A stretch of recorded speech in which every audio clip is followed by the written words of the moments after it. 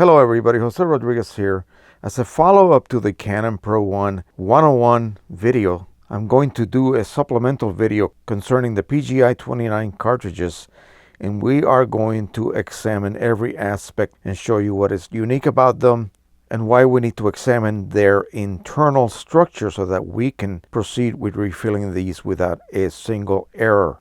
As you can see, this is a typical PGI 29 cartridge. This is cyan, and we have a keyway for identification purposes. That means that you should not be able to insert the wrong cartridge onto the wrong slot on the printer. Remember, there are 12 possibilities.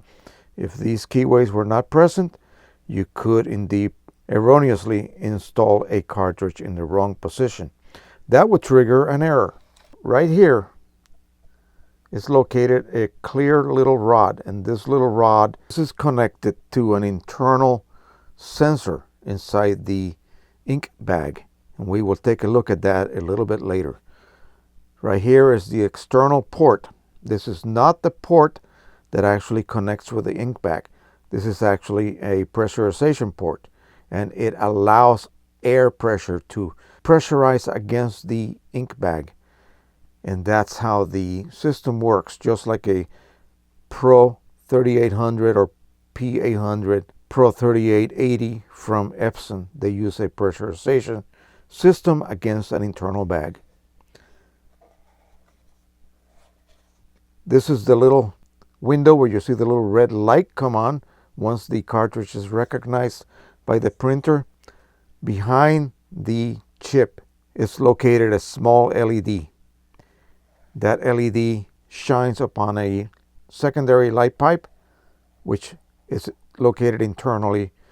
It transmits the light from the LED on the chip to the little window located right here.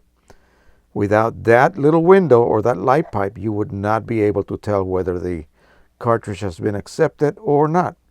And that's basically all there is to it concerning the outer parts of the cartridge.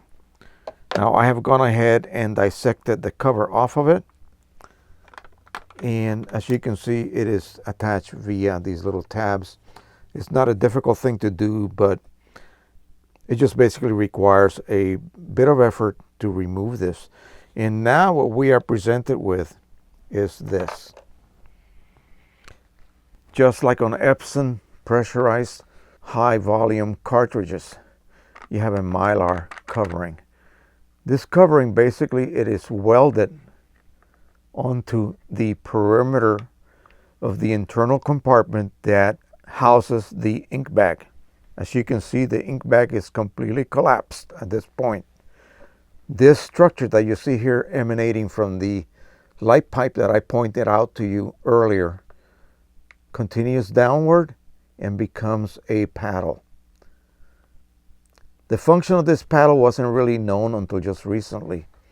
Basically, it acts as a detector for almost empty condition of the ink bag.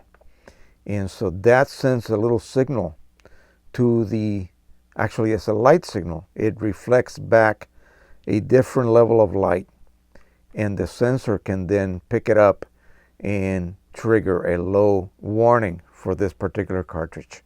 Now, the external port, as I said earlier, is physically not connected with the actual port leading to the ink bag.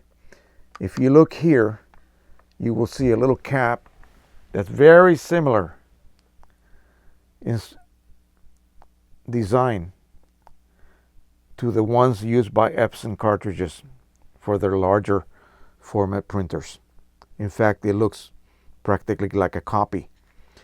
But that is where the actual port for the ink bag is located. There is actually a gap between this port and this port.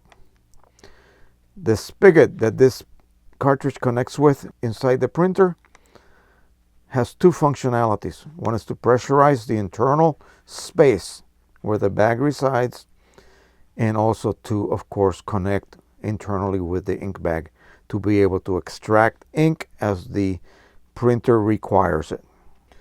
When you insert a cartridge and then you power up the printer, you will hear a pump. Basically, that pump is generating positive air pressure. It enters, bypasses along the side, pressurizes this space here. The spigot actually also connects with the internal ink bag, and it presses the poppet valve and seals itself against it. Now, that is the normal operation of this cartridge. It's very simple, but very ingenious. And so, because Canon basically did not believe that anyone could ever defeat the chip, and this one is missing a chip because this is my demonstration cart. Lo and behold, we have single-use chips that can be used on these cartridges. So, because they thought they would never have to worry about anyone actually being able to reset or have a secondary option for a chip, they just basically made this into a two-way valve, unlike the Epson cartridges. So by inserting a special refilling tip and pushing until you see you notice that there is a little bit of spring pressure. This is allowing me to depress the actual poppet valve on the bag. This you have seen me do on prior occasions. At this point, you would press down. Notice that I can still wiggle the tip around. You notice that there is still space on the outer perimeter or periphery of that first hole on the outer port. That is to allow air to escape. As the ink bag is being filled, air is allowed to escape. Let's go ahead and inflate the ink bag. You should be able to see it. I'm going to push in, and you see the ink bag filling up with air. If this tip was to seal against the outer port, then the air located inside the compartment would not be able to escape as you were filling up the bag with ink. So that's why it is imperative that you use the correct tip. One that actually seals against the bag,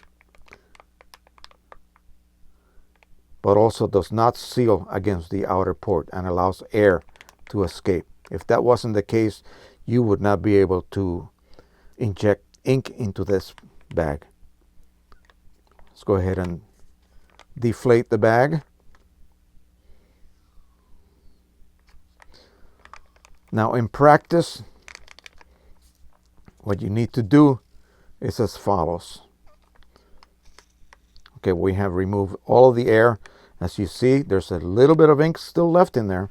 This was a photo black cartridge. So what you need to do if you are filling your own carts and you have already modified the compartment to accept the fatter Chinese chip, or you have purchased carts from me, they will come to you already fully deflated. So all you need to do is load your 40 ml of ink and inject. When you finish loading the 40 ml, you pull back a little bit to remove any air that might be trapped in the bag. You will give it a little wrap that will dislodge any air bubbles that might be trapped on the inner wall of the bag, and then they should float to the top and you should be able to remove them. You will then weigh the cart, and it should weigh 84 grams. That means it is ready to be used. Now, the chip will actually underreport ink usage, so you will have about 10 to 12 ml left when it is actually declared to be empty.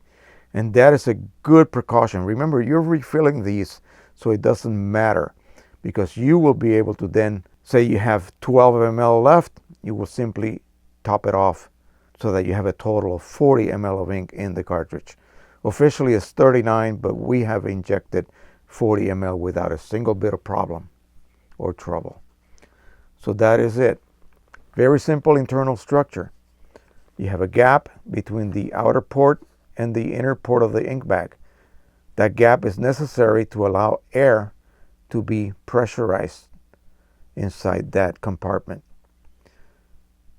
Pressurization of the internal compartment is what actually allows ink to be pushed into the ink lines, the dampers, and the print head. That is controlled by the printer as you are printing, and there is ink being drawn out of the bag, and the bag becomes literally smaller. Then more air has to enter and keep that internal pressure at a given PSI. So that is a very critical point of this cartridge, and the way it is designed, it is specifically for that functionality, that pressurization system that has to be maintained pretty much at a constant level. You will often hear the printer pressurizing as you're printing, and you wonder what the heck is that noise. Well, don't worry about it. That's all it is doing. It is pressurizing the cart because it dropped in pressure due to the fact that you were drawing some of the ink out during printing of several batches of prints. You will actually remove several ml of ink, and that loss of ink will cause a loss of pressure in the internal space, and that will be then repressurized by the pump. And that is it. I hope you were able to understand what actually takes place inside the cartridge itself and why it is so important to have the correct tip. You want it to seal against the internal port of the ink bag. Otherwise, you might end up with ink all over the internal compartment of the cart. You will not see that, but it will be there, and that is not good. Okay, that is it. I hope you enjoyed this video. This will be tagged with the Canon Pro 101 video, and that video should be all you need to address when you have any questions concerning your Pro 1. I have tried to cover just about every aspect, some of them quite lengthy and possibly boring, but I have categorized the video so that you can go to the different parts of it and address whatever you need to address and not have to watch the whole thing.